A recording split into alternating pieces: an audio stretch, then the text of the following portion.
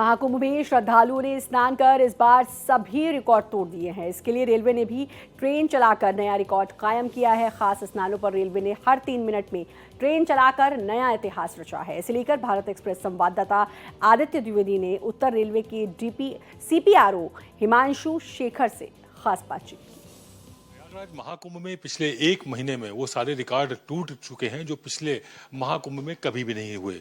इसी तरह से रेलवे ने जो वहाँ अपनी सुविधाएं दी, उसमें भी रेलवे ने अपनी ट्रेनें चलाने का रिकॉर्ड तोड़ दिया है। वहाँ पर इतनी ट्रेनें चलाई गई हैं और इतने पैसेंजर पहुँचाए गए हैं जो भक्त थे।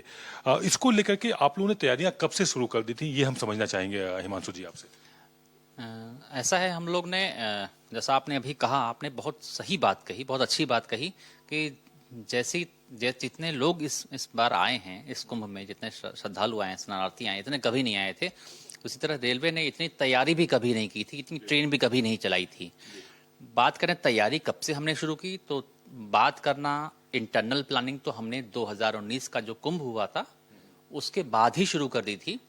लेकिन होता क्या है कि रेलवे है बेसिकली एक ट्रांसपोर्टर, फैसिलिटेटर, तो इसमें बहुत महत्वपूर्ण भूमिका होती है प्रशासन की, सामान्य प्रशासन की, पुलिस प्रशासन की।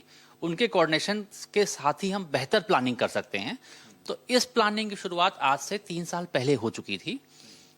3 साल पहले ही सिविल प्रशासन से, स्टेट गवर्नमेंट से कोऑर्डिनेशन मीटिंग होने लगी थी और सारे प्लान्स चॉकआउट होने लगे थे कि हमें कौन कौन से इंफ्रास्ट्रक्चर के काम करने हैं, कौन कौन से स्टेशन पर सुविधाओं का विकास करना है। और वैसे इंटरनल प्लानिंग तो पिछला कुंभ खत्म होने के बाद 2019 के बाद से ही प्रारंभ हो गई थी।